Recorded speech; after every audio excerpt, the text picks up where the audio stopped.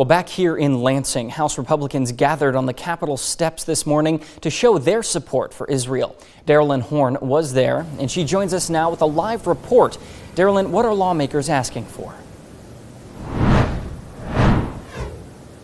Nate, people were emotional today as Republicans here at the Capitol gathered to come up with a resolution, actually they did, to make sure they protect the innocent lives of those in Israel, including children and, of course, children from the Hamas attacks. Last week, State Rep Bill Schuette introduced House Resolution 146, and this condemns all the attacks by Hamas. The resolution also calls for the release of hundreds of hostages held by Hamas and to support Israel's right to fight back against the attacks on them and their families across the world and families here in Michigan. Officials say this resolution has been buried and ignored by Democrats since the beginning of this war.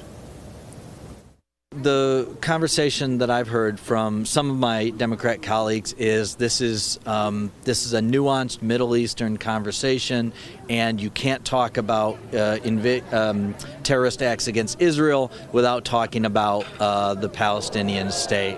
And I reject that, to be frank. I think you can just outright criticize terrorism and terrorist acts and killing innocents. I don't think you have to equivocate and be super nuanced about that.